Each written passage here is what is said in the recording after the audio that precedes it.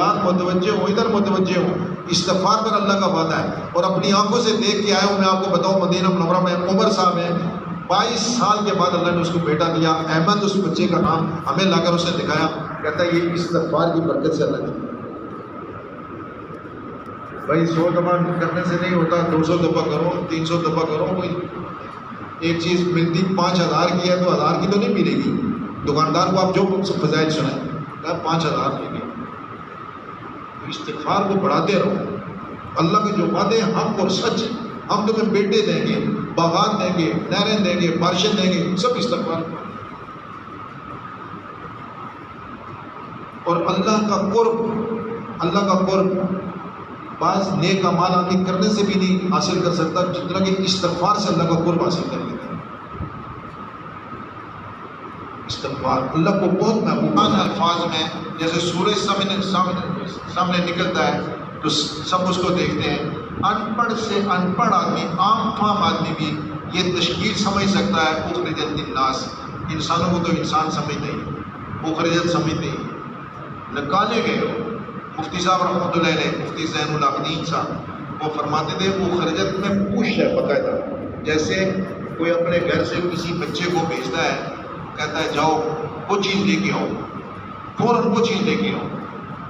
ایسے ہی اللہ نے اس امت کو پوش کیا ہے، تم صرف اور صرف انسانوں کی ہدایت کے لیے بھیجے گئے ہو، نکالے گئے ہو۔ اور للناس میں نفع، لام کے ساتھ، لام علماء اکرام کہتے ہیں اسلام میں نفع پہنچانا ہے، تم نے انسانوں کو نفع پہنچانا ہے، نفع پہنچانا ہے۔ اور نفع پہنچانے میں بھی اللہ اکبر بہت سارے ایسے کام ہیں رفع عامہ کے کہ جو آدمی کرے ان کے اوپر بہت اجر ہے، لیکن اللہ نے ہمارے کام کی تخصیص کی، خود تخصیص کی۔ کسی کو پانی پلا دو، بڑا کام ہے، ایک غلام آزاد کرنے کا ثواب ایک گلاس کے اوپر، ایک گلاس پانی کا پلا دو، ایک غلام آزاد کرنے کا ثواب۔ کسی غریب کو کھانا کھلا دو، اللہ بڑی جنتوں میں سے کھانا کھلائے گا۔ کسی غریب کو کپڑا پہنا دیا کسی نے، تو حدیث میں آتا ہے جب تک اس کے جسم پر کپڑے کی ایک لیر باقی ہوگی، یہ آدمی اللہ کی امان میں رہے گا۔ اتنا بڑا اجر ہے۔ لیکن یہ سارے اچھے کام، لیکن اللہ نے تخصیص کے ساتھ فرمایا کہ تمہارا کام کیا ہے، تأمرون بالمعروف وتنہون عن المنکر، تم معروفات کی طرف بلاؤ گے، نیکی کی طرف بلاؤ گے اور برائی سے منع کرو گے، یہ تمہارا کام ہے۔ تو ساری امت کو اس پر لے کے آنا، ساری امت کا ہر فرد اس کو اس پر لے کے آنا کہ وہ اس محنت کو اپنی محنت بنائے۔ جتنے غیر مسلم ہیں وہ مسلمان ہو جائیں، جتنے مسلمان ہیں وہ سارے کے سارے اس محنت پہ کھڑے ہو جائیں، یہ ہمارا کام ہے۔ اس لیے بھائی محترم حاجی صاحب رحمۃ اللہ فرمایا کرتے تھے کہ بھائی ہم ہر وقت اللہ سے توبہ کیا کریں، اس لیے کہ جب آدمی توبہ کرتا ہے اپنے نہ کرنے پہ، یہ سستی اور کائلی کی وجہ سے کم ہونے پر، تو اللہ کی شان ایسی ہے، اللہ ایسے کریم مہربان ہے کہ وہ پچھلی کو معاف کر دیتے ہیں اور آئندہ کرنے کی توفیق دے دیتے ہیں۔ تو بھائی کبھی توبہ کرو، یہ سارا چین، ہندوستان ہم دیکھیں، سب افریقہ دیکھیں، امریکہ دیکھیں، یورپ سارا دیکھیں، کتنے لوگ ہیں دین کے اوپر۔ اے اللہ ہم ان تک نہیں پہنچ سکے تو ہمیں معاف کر دیں، ہم سارے توبہ کریں، استغفر اللہ استغفر اللہ استغفر اللہ، اللہ سے معافی مانگیں۔ اور آج جتنا مجمع یہاں بیٹھا ہوا ہے سب اس کا عزم کریں کہ ہم حضور کے امتی بن کے زندگی گزاریں گے اور ساری امت کو سب نے رکھ کر انشاءاللہ محنت میں اپنے آپ کو لگائیں گے۔ سب نے نیت کر لی جی، اللہ جزائے خیر۔ اب کام کیا ہے؟ کام کیا ہے؟ انبیاء علیہ السلام کی محنت میں 3 بڑے عنوان تھے، 3 بڑے عنوان۔ پہلا عنوان ان کا یہ تھا کہ لوگوں کو مخلوق سے نکال کر اللہ کی طرف بلاتے تھے۔ کہ دیکھو یہ مخلوق کا بہت بڑا ایک آدمی کو دھوکہ لگتا ہے مخلوق کا، اور اس مخلوق کے جنگل سے آپ نکلیں، اس کے اثر سے نکلیں۔ زمین آسمان کے درمیان جو کچھ نظر آ رہا ہے یہ سب مخلوق ہے، سب مخلوق ہے، جو نظر آ رہا ہے سب مخلوق ہے۔ اور اس سب کے پیدا کرنے والے کون ہیں جی؟ اللہ ہے، اللہ ہے، اللہ ہے۔ اور اللہ سبحانہ و تعالیٰ کی ذات کا یقین دلوں کے اندر اتر جائے کہ وہ اللہ جیسے اپنی ذات میں اکیلا ہے ایسے ہی اپنی ساری صفات میں اکیلا ہے، اس کا کوئی شریک نہیں ہے، لا الہ الا اللہ، وہی عبادت کے لائق ہے، وہی مانگنے کے لائق ہے، وہی پوجا کے لائق ہے، وہی حاجت روا ہے، وہی جو ہے ہر جگہ مدد کرنے والا ہے، وہی سب کچھ کرنے والا ہے۔ جو کچھ ہمارے پاس ہے اسی نے دیا ہے، آئندہ جو ہمیں چاہیے اسی سے ملے گا۔ زندگی وہ بناتا ہے، زندگی وہ بگاڑتا ہے، عزت وہ دیتا ہے، ذلت وہ دیتا ہے، کامیاب وہ کرتا ہے، ناکام وہ کرتا ہے، بچے وہ دیتا ہے، مال وہ دیتا ہے، گھر وہ دیتا ہے، سب کچھ اسی نے دیا ہے اور آئندہ بھی وہی دے گا۔ تو ہم اسی کی عبادت کریں گے، اسی سے مانگیں گے۔ لا الہ الا اللہ، یہ انبیاء علیہ السلام کی سب سے پہلے دعوت ہے، اللہ کی پہچان کرانا۔ مولانا الیاس رحمۃ اللہ ایک بڑی عجیب مثال دیتے تھے، سن رہے جی سارے؟ ماشاء اللہ، لوگوں ایسی مثالیں دے کر گئے علماء اکرام ہمارے پاس، ایسی چیزیں چھوڑ کے گئے۔ اللہ جانتا ہے اگر ایک چیز کو ہم دھیان سے دیکھیں نا، سب کچھ سمجھا کے گئے۔ کلمہ پڑھنے سے یقین نہیں بنتا، صرف کلمہ پڑھنے سے یقین آ جاتا ہے، یہ نہیں ہے۔ انہوں نے ایک مثال دی، انہوں نے فرمایا ایک ہے کدو اور ایک ہے کدو کا بیج، ایک ہے کدو، ایک ہے کدو کا بیج۔ جو فائدہ آدمی کدو سے حاصل کر سکتا ہے وہ بیج سے حاصل کر سکتا ہے جی؟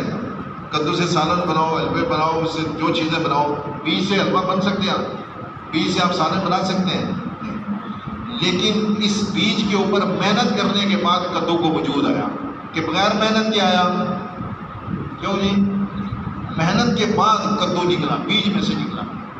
فرماتے تھے اسی طرح کلمہ بیج ہے، کلمہ بیج ہے اور یقین کدو کی طرح ہے، جس کے اوپر آدمی سارے دین کے اوپر چلے گا، لیکن یہ محنت کے ساتھ نکلے گا، محنت کے ساتھ، محنت کے بغیر نہیں آئے گا۔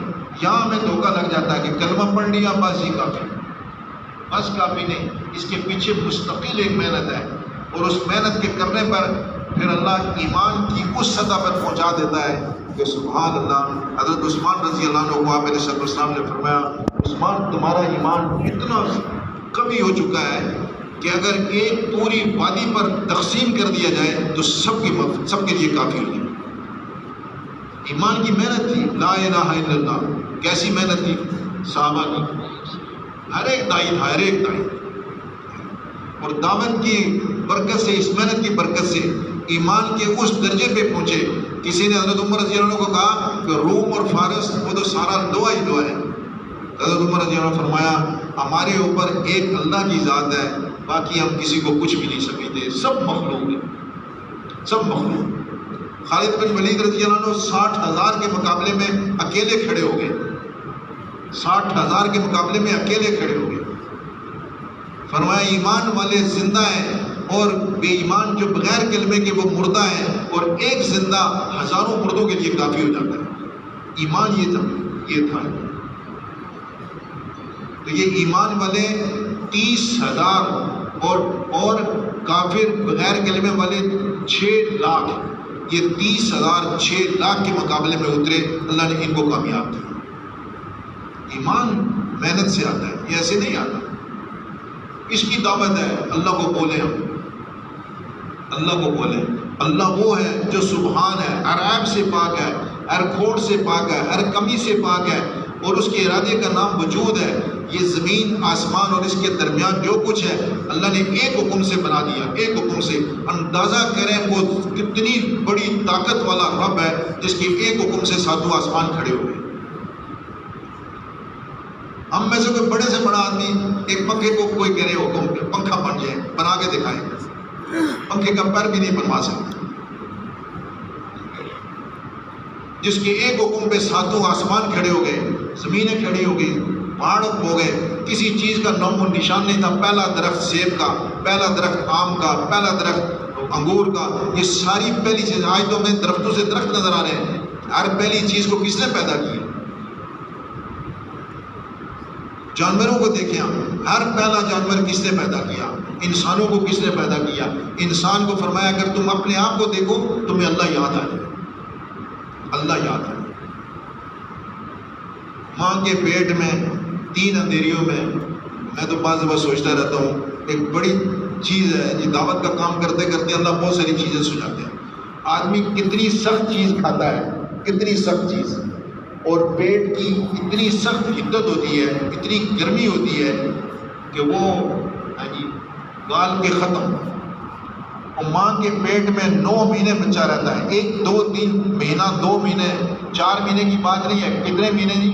9 مہینے، 10 مہینے، اور ماں کی پیٹ کی حدت، اور بچہ وہاں پہ بڑا ہوتا رہا ہے، بڑا ہوتا جا رہا ہے، اس کو حدت کیوں نہیں ختم ہوتی؟ گال کے باہر کیوں نہیں پھینکتے؟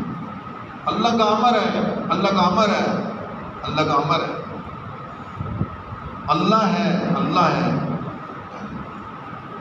اللہ کو پہچانو، کتنی زبردست طاقت والا۔ ہم ایک بلب لاتے ہیں جا کے مارکیٹ سے، وہ پیچھے کارخانے میں بنتا ہے، اللہ انسانوں کی آنکھیں کہاں سے لے کے آتے ہیں؟ ہر انسان کو آنکھیں۔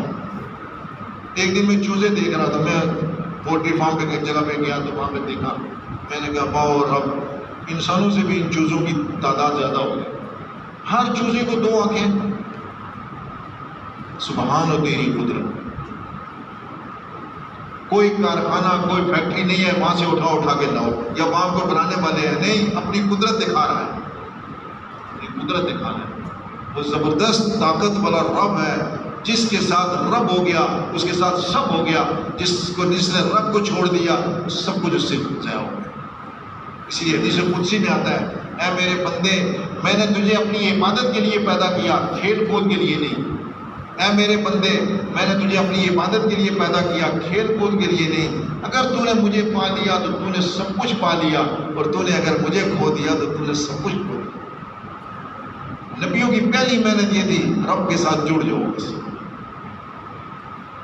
جس اللہ کے ایک امر پہ یہ 7 آسمان بن گئے، اس اللہ کے اشارے پہ آپ کی زندگی دنیا کی کیسی شاندار بن جائے گی، صرف اس کا اشارہ کافی ہے، بس بن جائے، بن جائے۔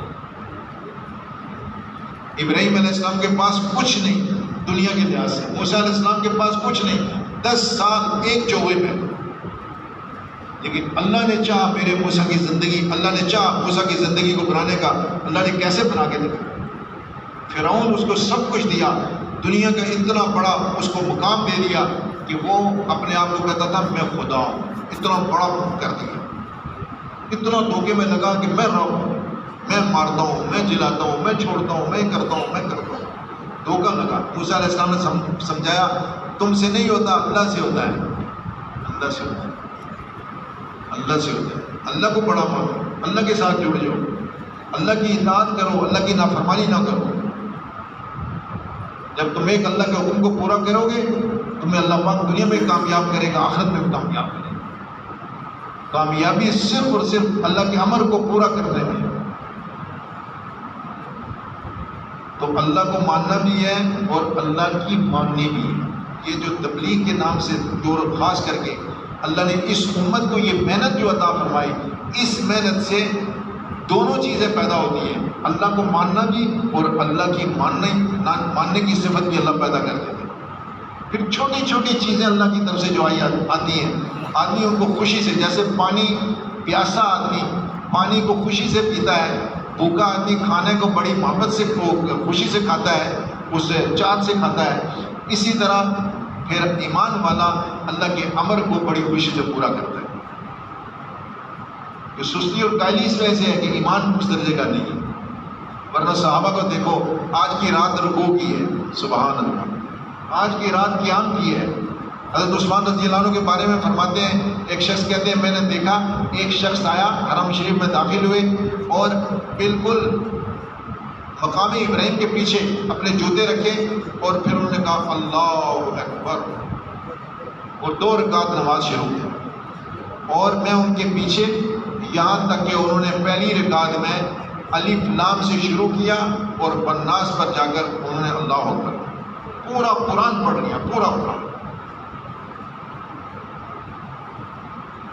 تو اس مبارک محنت سے ایمان کی اس جگہ پہ اللہ پہنچا دیتے ہیں۔ اللہ کو بولے، بازاروں میں، دفتروں میں، ہر جگہ پہ کسی سے نہیں ہوتا، اکیلے اللہ پاک کی ذات سے ہوتا ہے، اکیلے اللہ پاک کی ذات سے ہوتا ہے۔ اور یہ صدا ایسی ہے، اللہ جانتا ہے، اوہ ہمارے حاجی صاحب رحمۃ اللہ نے ساری زندگی اسی میں، مولانا یوسف رحمۃ اللہ نے سے شروع کیا تو ساری زندگی اسی میں، اللہ سے ہوتا، اللہ کے غیر سے نہیں ہوتا۔ ہم گئے سویڈن میں، رات کو 12-1 بجے جا کے پہنچے، 12-1 بجے۔ اس آواز کا ساری دنیا میں کیا اثر پہنچ چکا ہے اندازہ کریں آپ۔ 12-1 بجے برف باری ہو رہی تھی، صومالیین تھے بہت سارے نوجوان جو ہمارے انتظار مسجد میں بیٹھے ہوئے تھے۔ جب ہماری گاڑی مسجد کے باہر کھڑی ہوئی تو اندر سے دیکھ رہے تھے شیشوں سے، تو دوڑتے ہوئے باہر آئے۔ ان کو اردو کا کوئی حرف ان کو یاد نہیں تھا، نہ وہ جانتے تھے، لیکن جب انہوں نے ہمیں دیکھا تو بے ساختہ ان کی زبانوں سے آیا، اللہ سے ہوتا ہے، اللہ کے غیر سے نہیں ہوتا۔ صومالیین زبان اور، لیکن یہ بہت، یہ اللہ کے فضل و کرم سے یہ محنت یہاں تک پہنچ چکی ہے کہ ہر ایک یہ کہتا ہے اللہ سے ہوتا ہے، اللہ کے غیر سے نہیں ہوتا۔ یہ سب سے پہلی محنت ہے ہماری، اللہ کو بیان کرنا، سب کچھ اللہ کے ہاتھ میں۔ حضرت علی رضی اللہ عنہ فرماتے ہیں میں نے اگر اللہ کو یہاں سے پہچانا، بعض دفعہ میں خود دیکھتا رہتا ہوں کتنے کام ایسے ہوتے ہیں جو کرنا چاہتا ہوں نہیں ہوتے، اور حضرت علی رضی اللہ عنہ کو یہ قول آ کے کیوں دماغ میں لگتا ہے کہ واقعی یہ بات حق اور سچ ہے، کرنے والا کوئی اور ہے۔ حضرت علی رضی اللہ عنہ فرماتے تھے میں نے اللہ کو یہاں سے پہچانا کہ جو میں کرنا چاہتا ہوں وہ نہیں ہوتا، جو نہیں کرنا چاہتا وہ ہو جاتا ہے۔ یہاں سے اللہ کو پہچانا ہے کوئی پیچھے طاقت جو کرنے والی ہے، تو بھائی اس اللہ کو بیان کرنا یہ پہلی محنت ہے۔ یہ نبیوں کی محنت تھی، اللہ کو بیان۔ دوسری محنت کیا تھی؟ دنیا سے آخرت کی طرف، کہ جہاں ہم ٹھہرے ہوئے ہیں یہ ہمارے ٹھہرنے کی جگہ نہیں ہے، یہ بہت چھوٹی سی زندگی ہے، یہ گزرگاہ ہے، گزرگاہ۔ اور گزرگاہ بھی ایسی فرمائی آپ علیہ السلام نے فرمایا دنیا میں ایسے رہو جیسے راہ چلتا مسافر۔ کیسے جی؟ راہ چلتا مسافر۔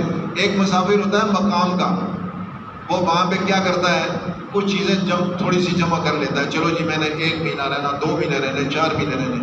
لیکن ایک مسافر ہوتا ہے جو راہ چلتا ہے، اپنی منزل کو دیکھ کے چلتا ہے۔ یہ دونوں ایک جیسے ہوتے ہیں؟ ایک جیسے نہیں ہوتے۔ جو راہ چلتا ہوتا ہے وہ تو یہ کہتا ہے یار اپنی ضرورتیں بھی دباؤ، تو کوئی بات نہیں، وہاں پہ مقام پہ پہنچ جائے۔ ہم کتنی دفعہ رائمنڈ سے آتے ہیں نا، راستے میں کتنی مرتبہ رفع حاجت کا تقاضا آیا، چلو جی، تو ہم نے کہا یار کون جائے گا وہاں پہ گاڑی کھڑی کریں گے، چلو گھر پہنچ جائیں گے۔ منزل پہ پہنچنے کی آدمی کوشش کرتا ہے، کھانے کو قربان کر دیتا ہے، پیاس کو قربان کر دیتا ہے، اور کئی چیزوں کو قربان کر دیتا ہے، کہتا ہے منزل پہ جانا ہے۔ تو اللہ کے رسول صلی اللہ علیہ وسلم ارشاد فرماتے ہیں دنیا میں ایسے رہو جیسے راہ چلتا مسافر۔ اچھا ہم جتنے بیٹھے ہوئے ہیں نا، اب ہم دیکھیں کہ اس مبارک محنت کے نہ کرنے کی وجہ سے آج سارا ہم دیکھیں جو معاشرہ ہے، کس آدمی کو ہم اس حال میں دیکھ سکتے ہیں کہ وہ راہ چلتا مسافر کی طرح زندگی گزارتا ہے؟ کروڑوں میں کوئی ایک بھی نظر نہیں آتا۔ اتنے لمبے لمبے پروگرام ہیں، یقین جانیے۔ ہمارے ایک صاحب ہیں وہ بیان کر رہے تھے، انہوں نے کہا دیکھو بیمار تھے کینسر کی بیماری میں، بڑے غم کے ساتھ بات کر رہے تھے، کہنے لگے دیکھو روزانہ ہم کیا کرتے ہیں، اپنے سارے کام سامنے رکھتے ہیں، یہ کام میں نے کرنا ہے، یہ کام کرنا ہے، یہ کام کرنا ہے، یہ کام کرنا ہے۔ اور کبھی ہم یہ دیکھیں کہ کبھی ہم نے یہ بھی ساتھ رکھا کہ بھائی آج میں نے مرنا ہے، اس مرنے کی تیاری بھی کرنی ہے۔ اچھا یہ بتائیں میں نے تو بیٹھا ہوا تھا، میں نے کہا میں نے تو ابھی تک 60 سال ہو گئے، میں نے تو اس کو ابھی تک اپنے اس میں ایڈ نہیں کیا کہ میں نے مرنا ہے، مرنے کی تیاری کرنی ہے۔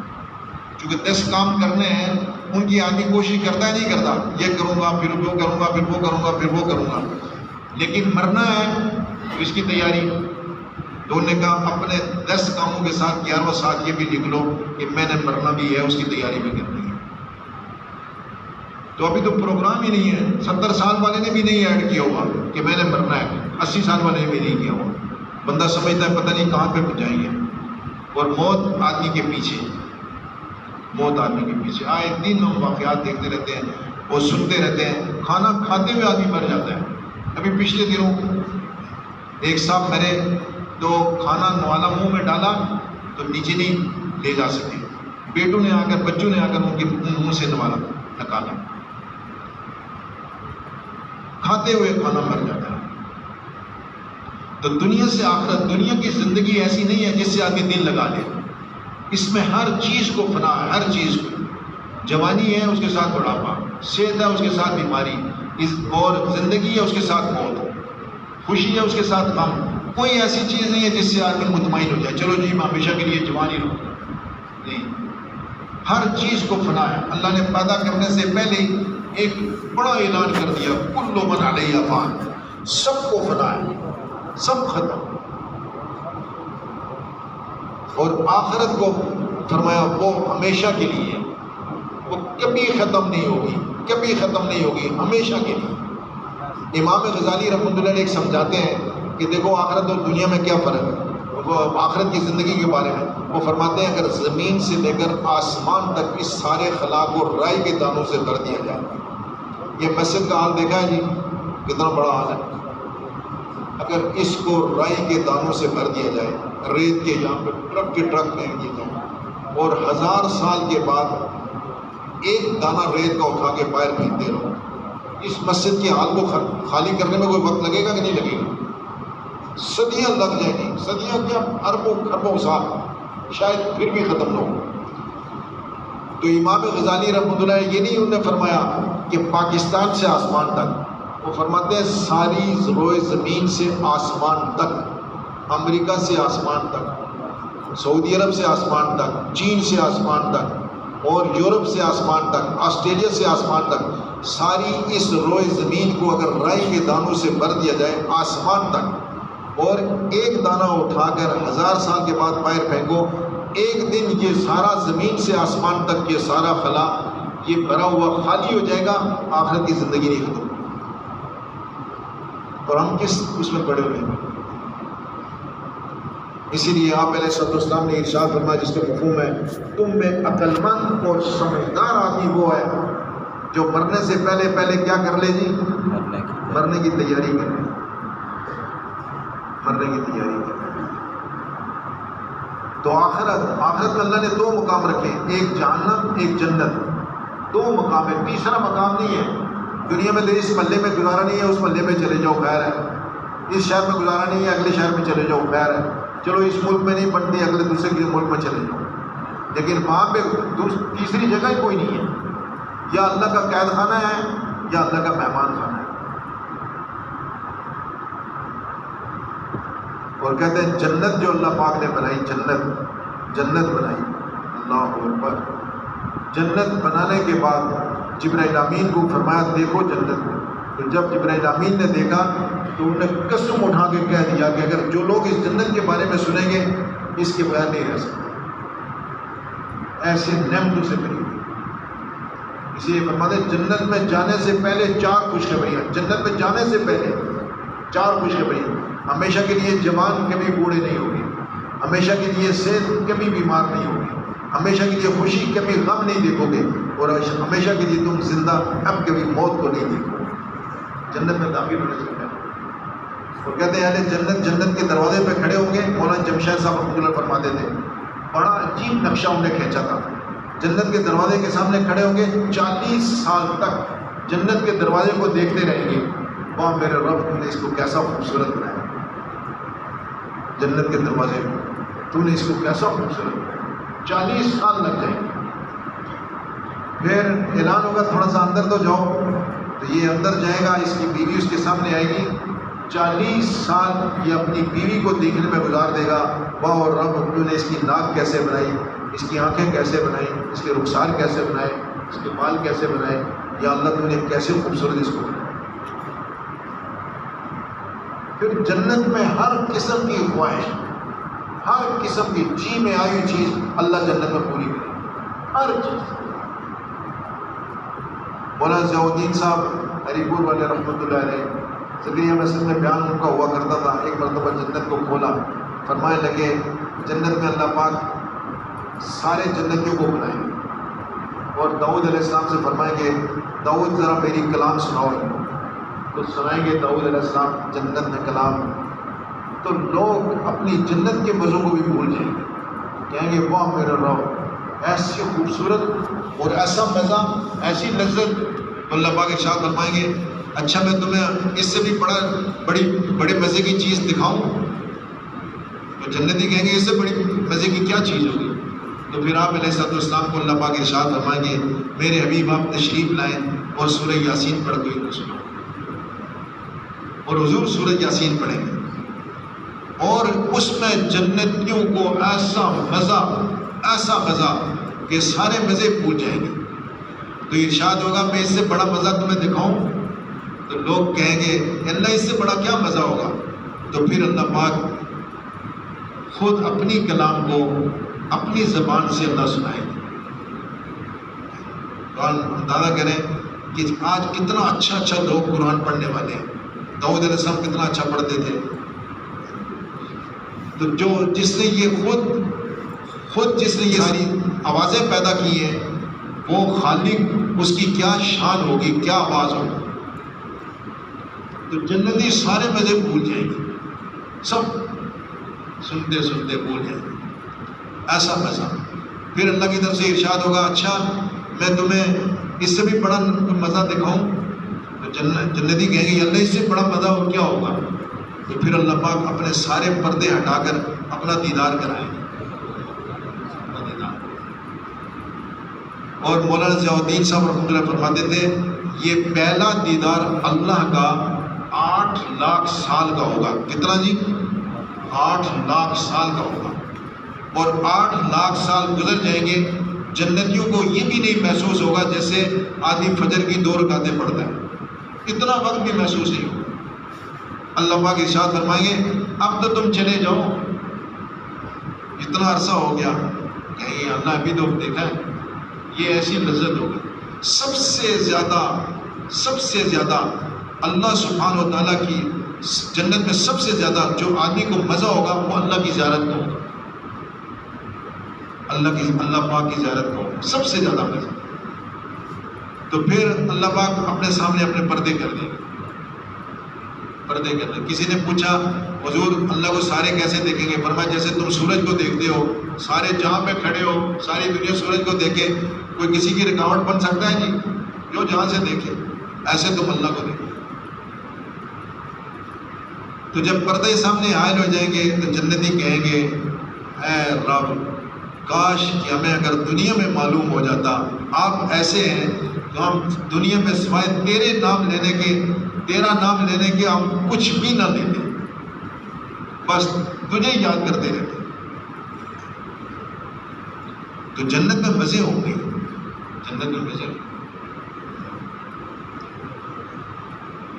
ایک پرندہ اڑتا ہوا جائے گا، آدمی اس کو دیکھے گا تو جس قسم کا یہ چاہے گا وہ بنا ہوا اس کے پاس آ جائے گا. جس قسم کا چاہے گا سونے کی پلیٹوں میں اس کے سامنے آ جائے گا اور یہ کھائے گا. اللہ فرماتے ہیں وَلَحْمَ طَيْرٍ مِّمَّا يَشْتَهُونَ، جیسا تم چاہو گے ایسا پک کے آ جائے گا، پرندہ آ جائے گا. تو یہ جب کھائے گا، کھا کر یہ پھینکے گا تو پرندہ پھر اسی طرح پرندہ بن جائے گا. اللہ اس کو پھر دوبارہ زندگی نہیں دیں گے. اور وہ اس جنتی سے پوچھے گا اچھا یہ بتا تجھے کوئی مزہ آیا؟ میرے کھانے میں مزہ آیا؟ ایسی اللہ مزے پوری کرائے اور ہمیشہ کے لیے 40 سال کھانے میں لگیں گے. 40 سال کھاتا رہے گا. یہاں دنیا میں تو آدمی آدھا گھنٹہ کھانے میں 8 گھنٹے ہضمے میں، آدھا گھنٹہ کھانے میں 8 گھنٹے ہضمے میں، 12 گھنٹے 8 گھنٹے 10 گھنٹے. بعض جو ایسے کہتے ہیں 24 گھنٹے، بس ایک دفعہ کھاتے ہیں ہضم ہی نہیں ہوتا. وہاں 40 سال کھانے میں ایک نوالے میں 70 ذائقے، بلکہ بقول کہ اگر تم سینکڑوں ذائقے تم چاہو گے تو سینکڑوں ذائقے آ جائیں گے. اور ایک ڈکار آئے گا سب ہضم، ایک ڈکار میں سب ہضم. اور اس ڈکار سے پوری جنت کو اللہ خوشبو سے معطر کر دے. تو دنیا سے آخرت اس کے تذکرے ہی ختم ہو گئے، جس کی وجہ سے آخرت کے لیے کچھ کرنے کو دل ہی نہیں کرتا. سارا دن تندور پہ روٹیاں لگانی 1000 روپے کے لیے آسان، لیکن نماز جس پر اللہ وعدہ کرتے ہیں ہم دنیا بھی تمہاری بنائیں گے، آخرت بھی بنائیں گے، جنت بھی بنائیں گے، قبر بھی بنائیں گے، حشر بھی بنائیں گے، اور ہمیشہ کے لیے جنت میں تمہاری ساری خواہشات کو پورا کریں گے، وہ نماز پڑھنا مشکل ہے، کیونکہ جنت کو سنتے ہی نہیں۔ نبیوں کا بڑا عنوان یہ تھا کہ مخلوق سے خالق کی طرف، دنیا سے آخرت کی طرف۔ دنیا کے کوئی مزے نہیں ہیں، مزے آخرت میں۔ ہر چیز چاہیے اللہ پوری کرے گا، ہر چیز چاہیے پوری کرے گا۔ اور دین کی مبارک محنت کو کرنے والوں، اللہ اکبر، ان کے لیے تو بڑی عجیب عجیب خوشخبریاں ہیں۔ حدیث میں آتا ہے بعض لوگ اپنے رشتہ داروں میں وہ ان کے والدین نچلے درجے پہ ہوں گے، اور یہ دین کی محنت کر کے جانے والے یہ اوپر والے درجے پہ ہوں گے، تو یہ کہیں گے اے اللہ آپ کا وعدہ یہ تھا کہ ہم اکٹھا کر دیں گے، تو ہمارے والدین تو نیچے بہت نیچے ہیں، نیچے والی جنت میں، تو ان کو اوپر ہمارے ساتھ اللہ پاک کو فرمائیں گے کہ ساتھ کر دو، پورے خاندانوں کو اللہ اکٹھا کر دیں گے، پورے خاندان۔ ایسی مبارک محنت۔ اور تیسری محنت یہ تھی چیزوں سے، مال سے ہٹا کر اعمال کی طرف، یہ محنت۔ تمہارے کام مالوں سے نہیں بنیں گے، چیزوں سے نہیں بنیں گے، شکلوں سے نہیں بنیں گے، بہت ساری شکلیاں اکٹھے کر دیں، نہیں، تمہارے کام اعمال سے بنیں گے، یہ محنت۔ حضرت فاطمہ رضی اللہ عنہ کا قصہ مشہور ہے کہ آپ علیہ السلام کے پاس غلام آئے، تو حضرت علی رضی اللہ عنہ نے حضرت فاطمہ رضی اللہ عنہ سے فرمایا کہ فاطمہ اگر تم بھی چلی جاؤ اپنے ابا جی کے پاس، تو چونکہ گھر میں کام کاج سے تمہارے ہاتھوں پہ گڈھے پڑ گئے، اور چیزیں بھر کے لاتی ہو اس سے تمہارے نشان پڑ گئے، اور گھر میں جھاڑو وغیرہ دیتی رہتی ہو، اکثر تمہارے کپڑے میلے رہتے ہیں، تو یہ غلام تمہیں بھی مل جائے شاید تو کچھ اپنی محنت میں کمی ہو جائے گی۔ تو یہ حضور پاک علیہ السلام کے پاس تشریف لے گئے، اور وہاں جا کر دیکھا تو حیا سے بھری ہوئی تھی، تو اپنے والد صاحب سے بھی یہ بات کرنی گوارا نہیں سمجھا، وہ واپس گھر تشریف لے گئے۔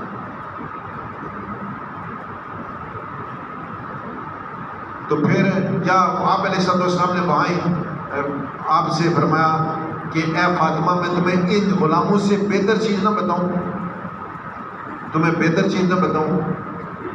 تو ارشاد عرض کی کہ اللہ کے رسول کو بتا دو۔ تو آپ نے ارشاد فرمایا جب تم لیٹنے لگو تو 33 مرتبہ سبحان اللہ، 33 مرتبہ الحمدللہ، 34 مرتبہ اللہ اکبر پڑھ لیا کرو، یا ایک دفعہ لا الہ الا اللہ وحدہ لا شریک چوتھا کلمہ پڑھ لیا کرو۔ یہ حدیث میں آتا ہے یہ غلاموں سے بہت بہتر ہے، بہت بہتر ہے۔ تو جب واپس آئیں تو حضرت علی رضی اللہ عنہ نے پوچھا تو عرض کی کہ گئی تھی تو یہ بات، لیکن آپ علیہ السلام نے میرے لیے یہ پسند فرمایا۔ دوسری دفعہ تشریف لے گئی، بکریاں آئی ہوئی تھی، تو آپ علیہ السلام نے فرمایا کہ تم اگر پسند کرتی ہو تو 2 بکریاں لے جاؤ، یا اگر تم پسند کرتی ہو تو یہ میں کلمات تمہیں بتاتا ہوں، یہ تم پڑھتی رہو گی، یہ تمہارے لیے کفالت کرے گی پوری۔ وہ کلمات بتائے، وہ پڑھ گئے، یا اول الاولین یا آخر الاخرین یا ذا القوۃ المتین یا راحم المساکین یا ارحم الراحمین، یہ 5 کلمات لے گئے۔ حضرت علی رضی اللہ عنہ نے فرمایا تم نے بہت اونچا سودا، بہت اونچا سودا۔ پھر ایک صاحب آپ سنتے رہتے ہیں ہم، وہ لڑائی کے موقع پہ مال خریدتے رہے بیچتے رہے، مال خریدتے رہے بیچتے رہے، 300 اوقیہ اس زمانے میں، شاید آج اگر حساب لگایا جائے تو شاید 3 لاکھ سے اوپر ہو۔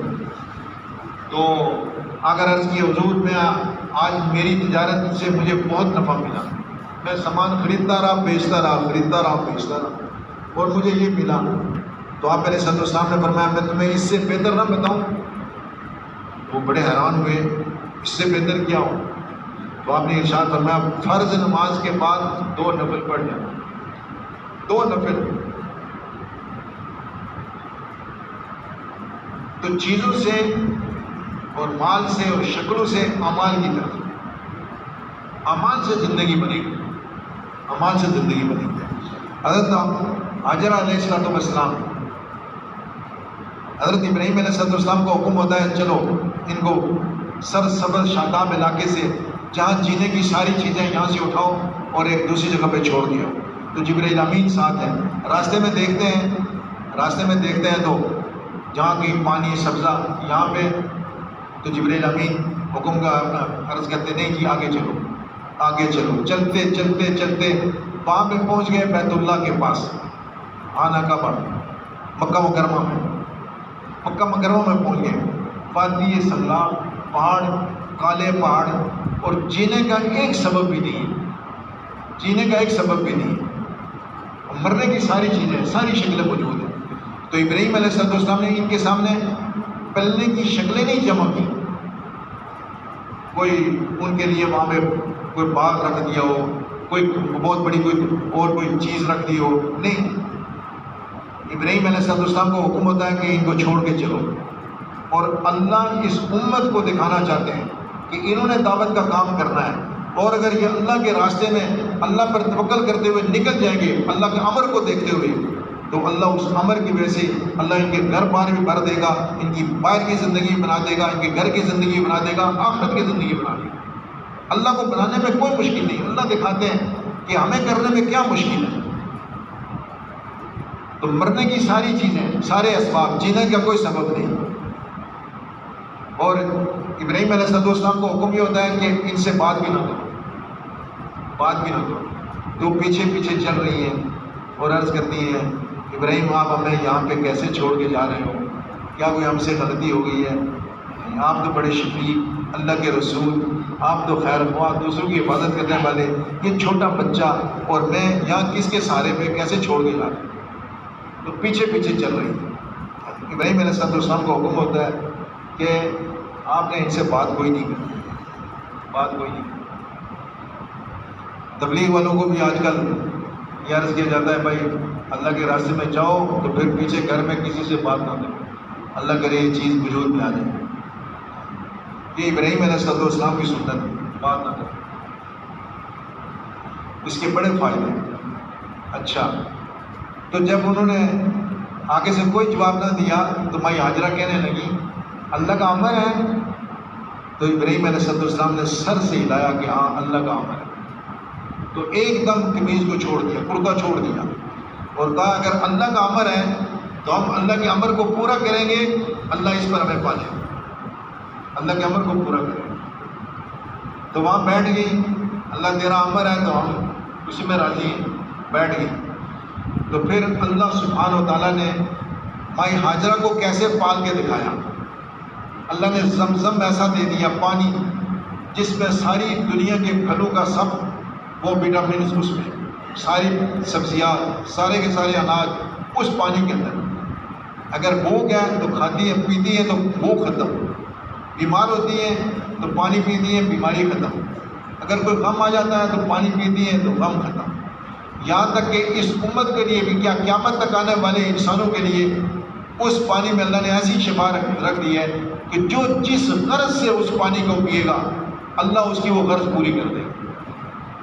اور یقین جانیے ہم نے کئی ساتھیوں سے وہاں پہ سنا کہ جی ہم آپس میں بچھڑ گئے، ایک دوسرے سے دائیں بائیں ہو گئے، نہیں مل رہے تھے۔ ہم نے کہا چلو زمزم پیو اس نیت سے یار مل جائے، اور جو ہی پانی زمزم پینا شروع کیا اللہ نے ملاقات کرا دی جلدی سے۔ اس غرض کے لیے بھی، جس غرض کے لیے پانی زمزم کا کوئی پیے گا اللہ اس کی غرض پوری کر دے گا۔ پھر اللہ نے ایسا پانی دے دیا۔ اور مائی ہاجرہ کا وہاں پہ رہنا قیامت تک آنے والے انسانوں کے لیے اللہ نے بخشش کا اور ہدایت کا اللہ نے ذریعہ بنا دیا۔ اتنا بڑا خیر اس ایک امر کے پورا کرنے سے، دنیا بھی آخرت بھی۔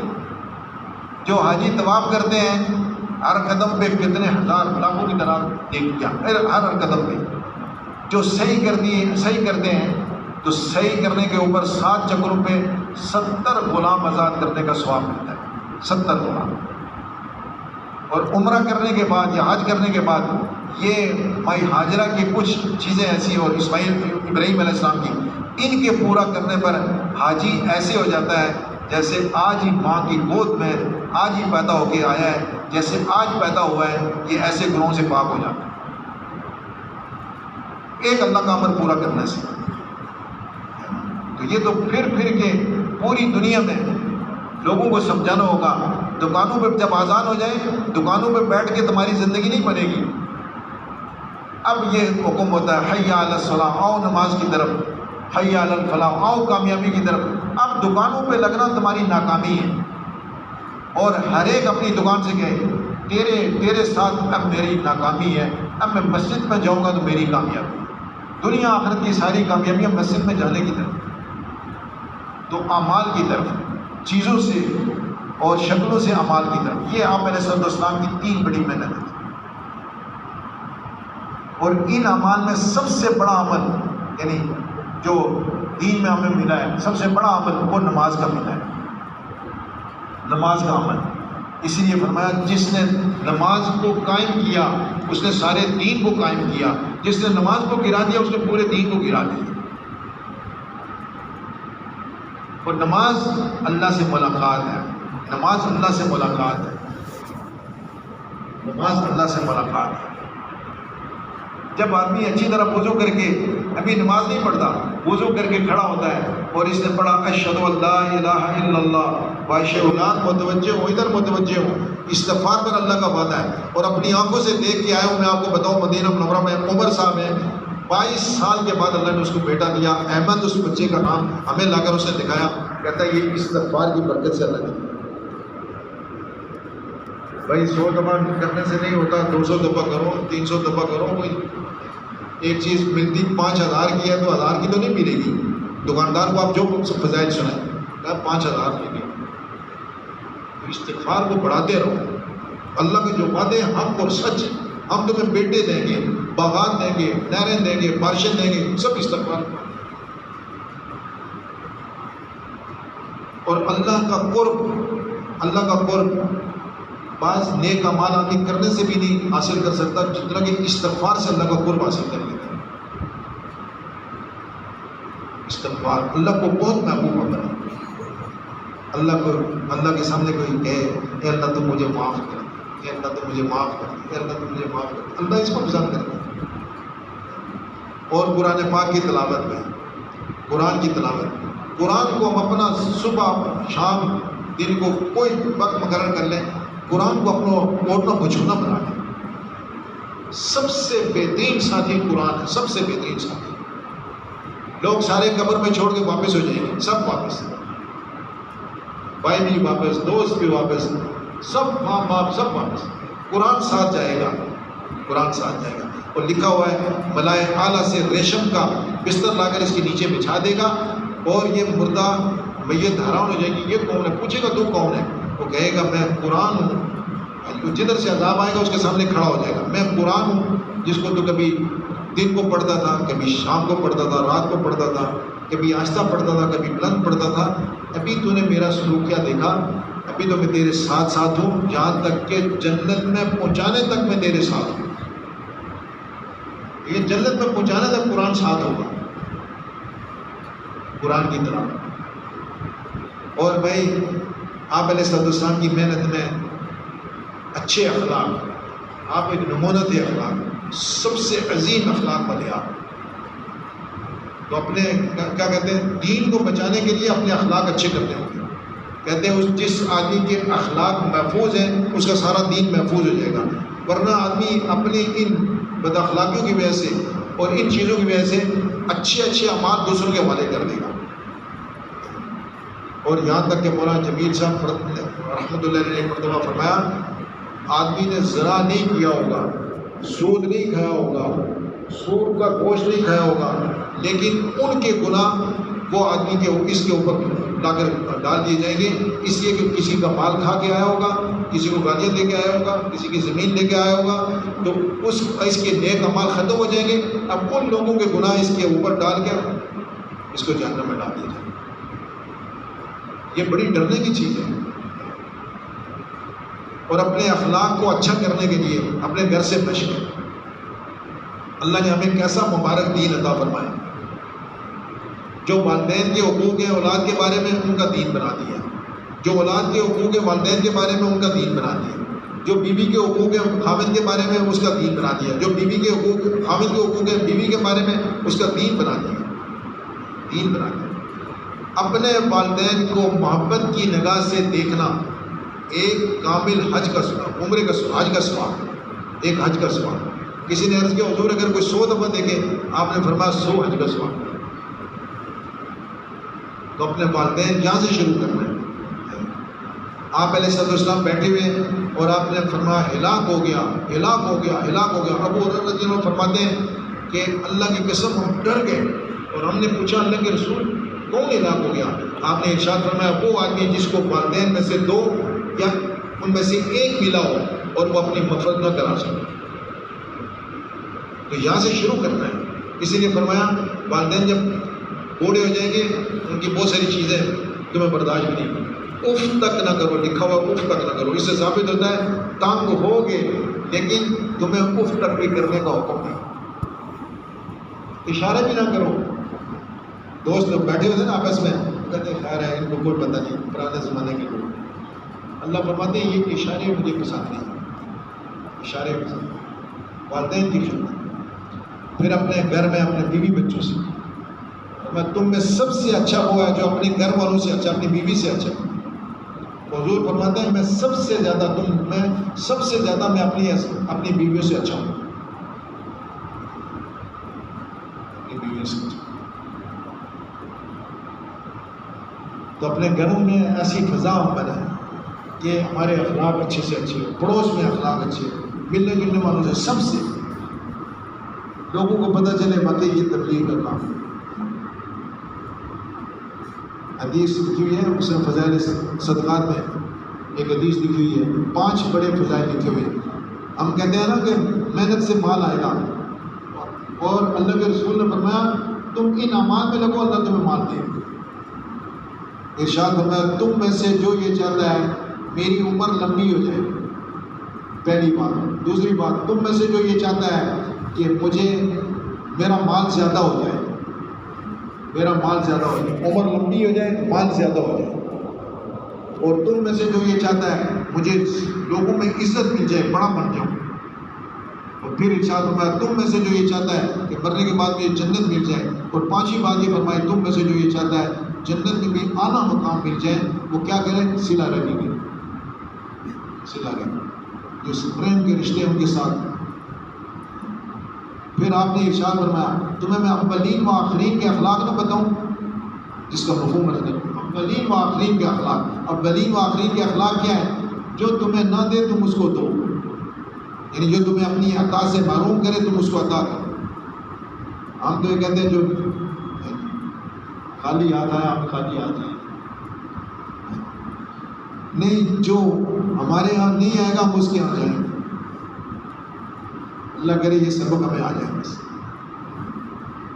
جو نہیں دے گا ہم اس کو دیں گے، جو ظلم کرے گا معاف کریں گے، اور جو قطع تعلقی کرے گا اس کے ساتھ رشتے جوڑیں گے۔ تو یہ اخلاق یعنی ان کو لے کر پھر ساری دنیا میں اللہ کے لیے پھرنا، یعنی یہ ہمارا کام ہے۔ جیسے پہلے عرض کیا اللہ نے ہمیں حضور پاک علیہ السلام کا امتی بنایا، صحابہ نے اس کو ثابت کیا کہ ہم حضور کے امتی ہیں، جو حضور کا غم ہے وہ ہمارا غم ہے، جو حضور ہمارے ذمہ کر کے گئے ہم اسی کے پیچھے پھریں گے، اسی کے پیچھے جیے۔ حضرت انس بن نضر رضی اللہ عنہ ایک بڑے صحابی ہیں، حضرت انس بن نضر، یہ بدر میں شریک نہیں ہو سکتے، بدر میں شریک نہیں ہو سکتے، پتہ نہیں کیا وجہ تھی شریک نہیں ہو سکتے۔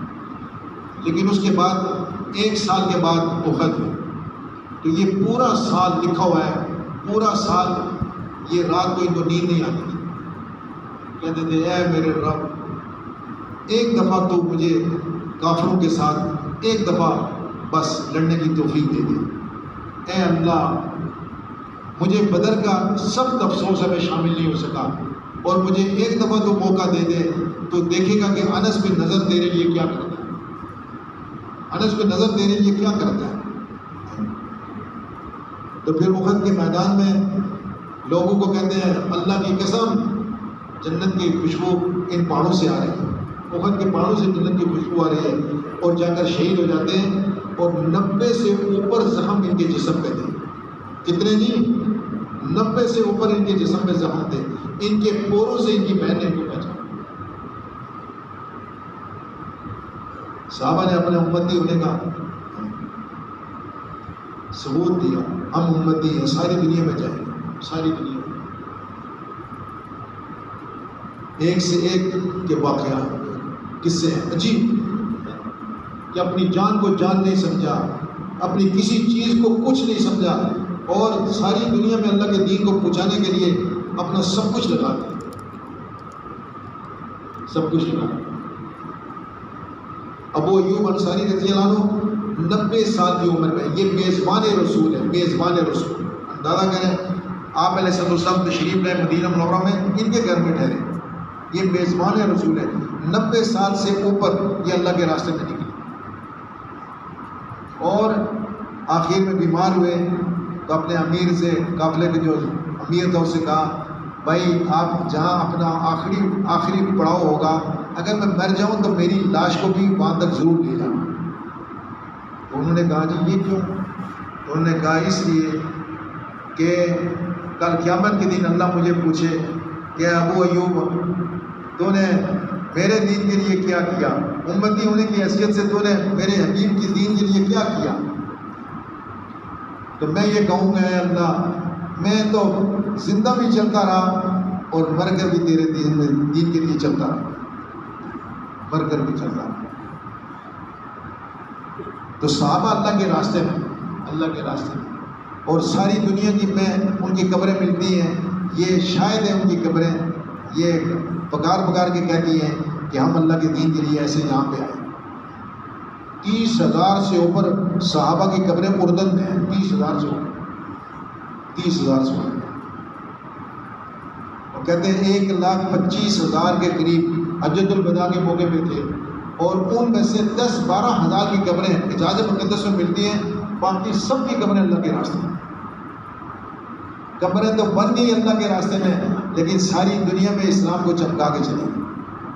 آج جس ملک میں جاؤ، چھوٹے چھوٹے شہروں میں چلے جاؤ، مسلمان وہاں بھی ملیں،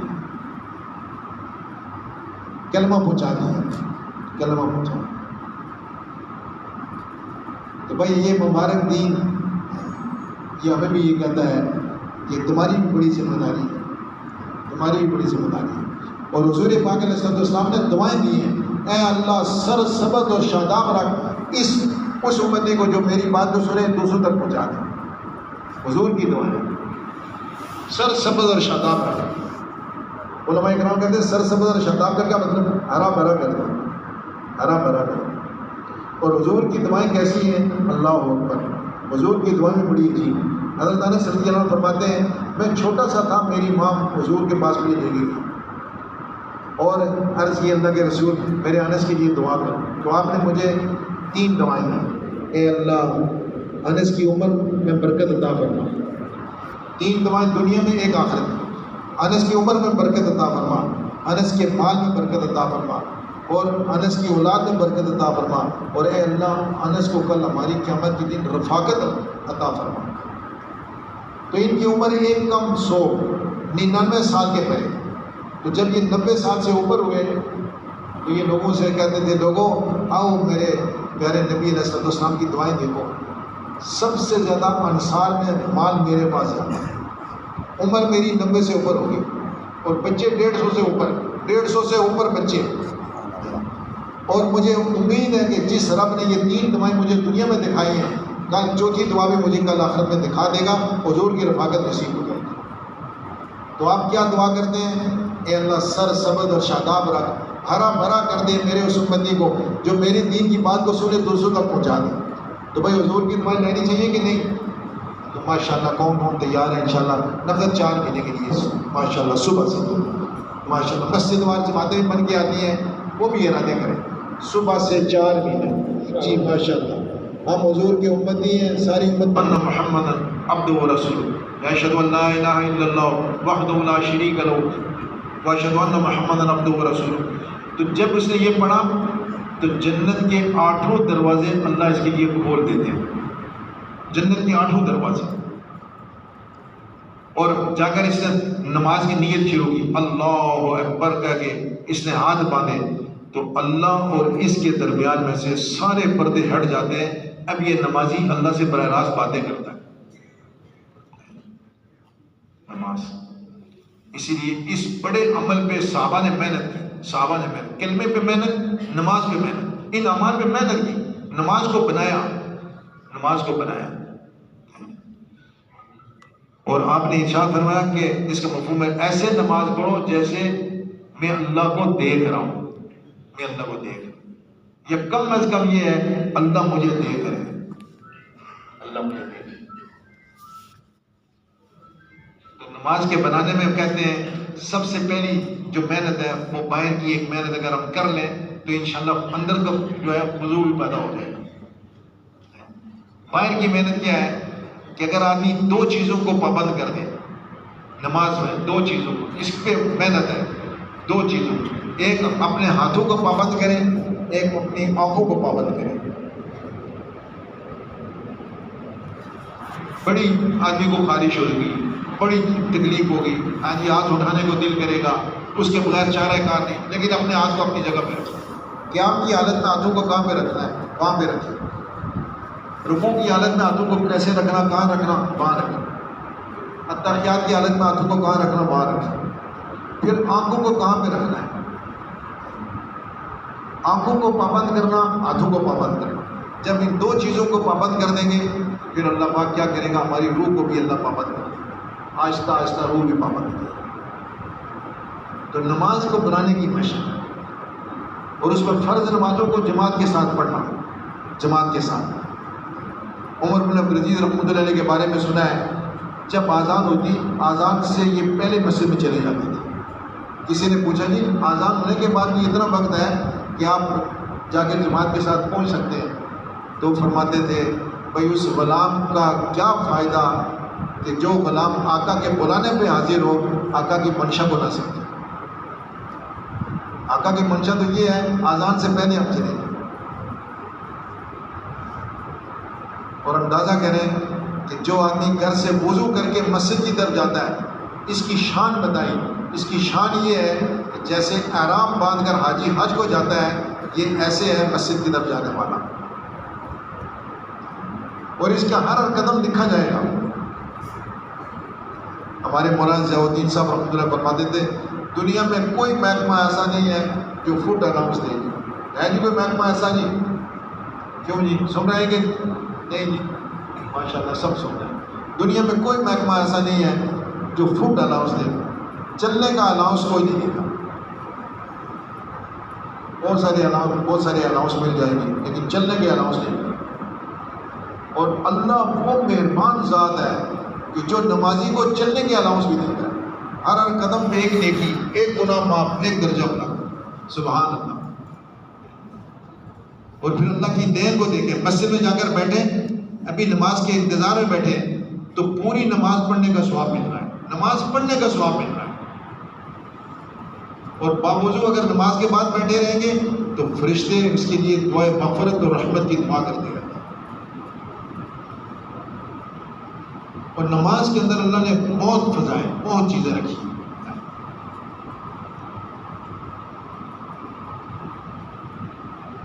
کہتے ہیں جو آدمی یہ چاہتا ہے کہ مجھے مرتے وقت کلمہ نصیب ہو جائے، مرتے وقت کلمہ نصیب ہو جائے، تو وہ آدمی کیا کرے؟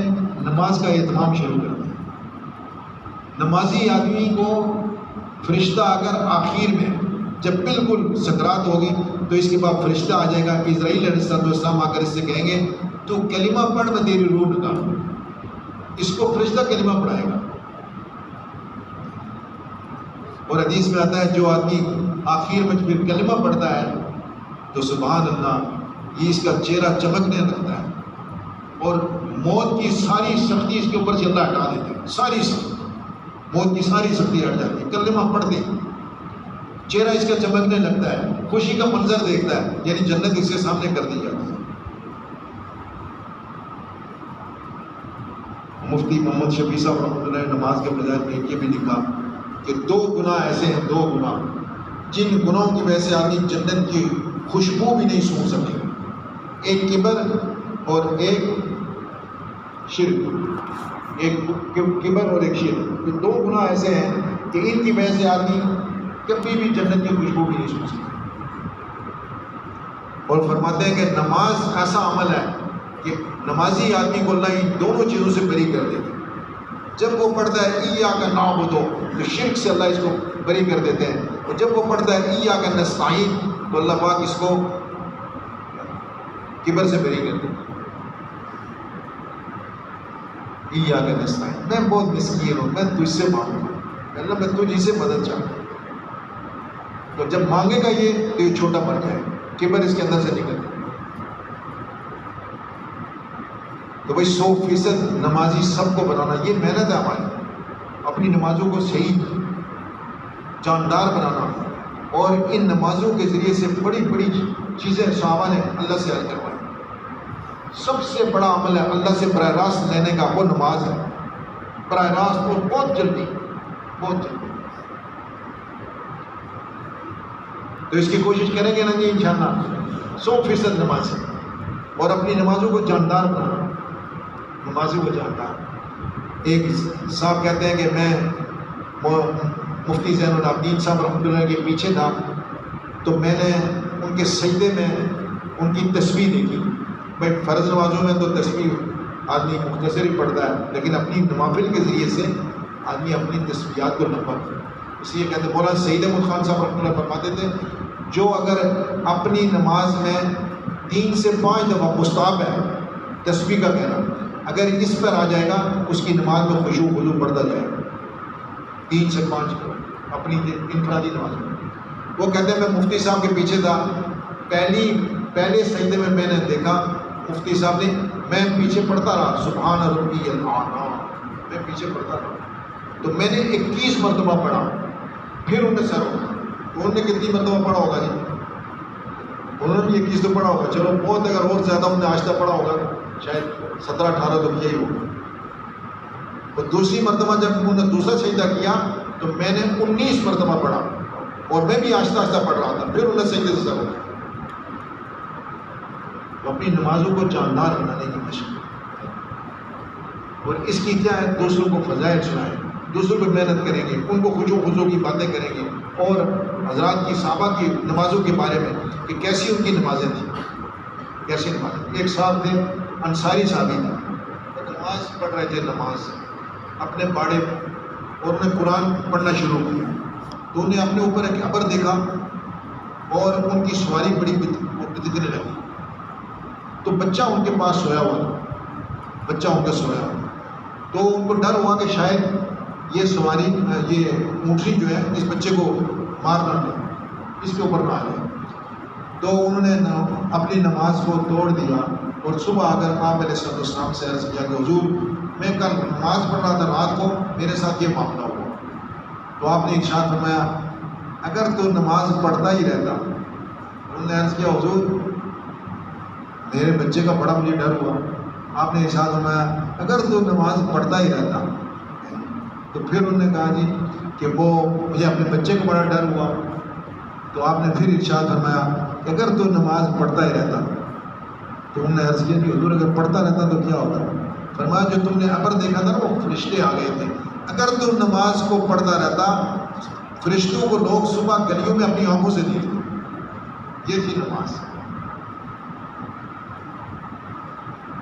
تو یہ محنت تھی، محنت کی چیزیں۔ اور تیسری چیز ہماری وہ علم کا سیکھنا ہے، اور اس کی فضائیں بناتی ہیں، اس کی فضائیں بناتی ہیں۔ کہتے ہیں پہلے زمانے میں عام مسلمانوں کے چھوٹے چھوٹے بچے دین کو اتنا جانتے تھے، محترم عالی صاحب رحمۃ اللہ فرمانے لگے ہم ایک 2 بچے تھے، ایک ہندو کا ایک مسلمان کا، ہندوستان میں، تو کنویں میں وہ گئے، پیاس لگی ہوئی تھی اس ہندو کے بچے کو، تو اس نے کہا پانی پینا ہے، تو اس مسلمان کا بچہ اس کو کہنے لگا، چھوٹا سا بچہ 7-8 سال کا، 10 سال کا ہوا، اس نے کہا اس میں چوہا گر کے مرا ہے، چوہا اس میں مر گیا ہے، تو اب یہ پانی پاک نہیں رہا، یہ نہیں پی سکتے۔ تو چھوٹے چھوٹے بچے بھی اتنا علم جانتے تھے کہ علم کی فضا تھی، علم کی فضا تھی۔ تو گھروں میں اللہ کے فضل و کرم سے، اس دعوت کی برکت سے اللہ نے آج فضل فرما دیا، کئی گھروں میں ہم گئے جی تو عجیب قسم کی فضا، یہ فضائیں بنانی ہوئی۔ ایک گھر میں ہمارے ایک ساتھی جماعت گئی ہوئی تھی ہماری شیروزہ، تو وہاں پہ اس بچے سے کوئی تقریباً 4-5 سال کا بچہ، تو اس سے پوچھا اچھا یہ بتاؤ امی اچھی لگتی ہیں ابو؟ تو بچہ کہنے لگا امی بھی اچھے ابو بھی اچھے لیکن سب سے زیادہ اللہ اچھے، سب سے زیادہ اللہ اچھے۔ تو گھروں میں یہ فضا ہے، بازاروں میں یہ فضا ہے کہ ہمارا تاجر اس کو سارے اپنی تجارت کے علم کا پتہ ہو، ہمارا ریڑھی والا وہ بھی جانتا ہو، ہمارا وہ سراپا بازار والے اپنے سونے کے سارے کاروبار کو جانتا ہو، ذمہ دار اپنے ذمہ داری کو جانتا ہو، جو ملازم ہے وہ اپنی ساری ملازمت کے سارے ان کو مسائل کو جانتے ہیں۔ تو یہ سب کا دین بنے گا، سب کا دین۔ دیکھو نا، جو ذمہ دار ہے اگر وہ اپنے دین کے مطابق اپنا ذمہ دارہ کرے گا تو جتنی کھیتی ذکر کرے گی اس کو اجر ملتا رہے گا۔ کتنی بات ہے۔ اور اللہ پاک کا ذکر، اللہ کا ذکر، اے میرے بندے، اللہ ارشاد فرما دے جس کا مفہوم ہے۔ دیکھو ایسے اللہ کو یاد کرنا چاہیے کہ نہیں یاد کرنا چاہیے؟ حدیث میں آتا ہے جس کا مفہوم ہے، اللہ بندے سے ارشاد فرماتے ہیں اے میرے بندے تو مجھے یاد کرتا ہے میں بھی تجھے یاد کرتا ہوں، اور تو مجھے چھوڑ دیتا ہے میں پھر بھی تجھے یاد کرتا ہوں، پھر بھی میں تجھے یاد کرتا ہوں۔ اس اللہ کے کتنے احسانات ہیں ہمارے اوپر، اس نے کیا کیا چیزیں ہمیں دی، آنکھیں اس نے دی، ہاتھ پاؤں اس نے دیے، دماغ اس نے دیے، سب جو کچھ ہے وہ اللہ نے دیا ہے۔ کوئی کسی کو ایک گھڑی دے دے، ایک انگوٹھی دے دے، اس کے گیت گاتا رہتا ہے، کپڑوں کا جوڑا دے دے، فلاں صاحب نے میرے لیے کپڑے لائے تھے اتنے اچھے۔ جس نے آنکھیں دی، جس نے ہاتھ پاؤں دیے، کتنے ایسے جو معذور کر کے اللہ نے دکھائے کہ تم دیکھو تمہارے اوپر کیا کیا نعمت ہے، اللہ کی نعمت ہے، تو اس کا ذکر۔ اور تیسرا کلمہ درود شریف، استغفار، ان کے بہت فضائل ہیں، بہت فضائل ہیں۔ حدیث میں آتا ہے جو آدمی 100 مرتبہ سبحان اللہ کہتا ہے کتنا ثواب ہے جی؟ 100 غلام آزاد کرنے کا ثواب ملتا ہے اس کو۔ جو 100 دفعہ سبحان اللہ کہے 100 غلام آزاد کرنے کا ثواب۔ اندازہ کریں اگر آدمی نہ 100 دفعہ سبحان اللہ کہے تو کتنا نقصان ہو جائے گا۔ 100 دفعہ الحمدللہ کہنا 100 گھوڑے ماں سامان کے اللہ کے راستے میں دینے کا ثواب، اور 100 دفعہ اللہ اکبر کہنا 100 اونٹ اس نے قربانی کیے اللہ نے قبول کر لیے، اتنا بڑا ثواب 100 اونٹ۔ اور 100 مرتبہ لا الہ الا اللہ کہنا زمین سے لے کر سارے خلاؤں کو اللہ ثواب سے بھر دیتے ہیں۔ 100 دفعہ صبح 100 دفعہ شام، کم سے کم ہر مسلمان اپنا یہ بنا لے، اور اگر نہ پڑھیں تو نہ پڑھ سکیں تو آدمی کو افسوس ہو آج میرا کتنا نقصان ہو گیا، کتنا نقصان۔ پھر درود شریف ایک دفعہ پڑھو 10 گنا معاف، 10 درجے بنا، 10 مرتبہ اللہ پاک اس کے اوپر بھیجتے ہیں، رحمتیں بھیجتے ہیں۔ اور سب سے زیادہ حضور پاک علیہ السلام کا پڑوس اس آدمی کو نصیب ہوگا جو درود میں کثرت کرے گا۔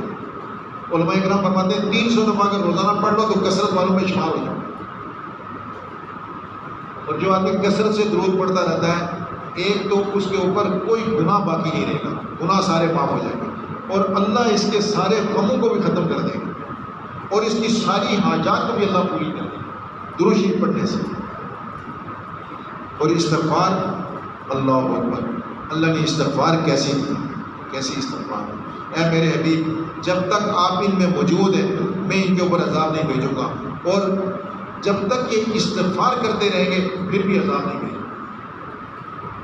اور ہر غم میں سے خوشی استغفار کرنے میں، غم آ جائے استغفار شروع کر دو انشاءاللہ خوش ہو جاؤ، اور ہر ضیق میں سے راستہ، ہر تنگی میں سے راستہ استغفار کی، اور وہاں سے رزق جہاں سے تمہیں گمان بھی نہیں ہوگا، رزق کا بھی گشادہ انہوں نے استغفار میں رکھا ہے، وہاں سے دیں گے جہاں سے تمہیں گمان بھی نہیں ہوگا۔ اور پھر استغفار میں یہ فرمایا ہم تمہیں بیٹے دیں گے، بیٹے دیں گے، ہم تو کہتے ہیں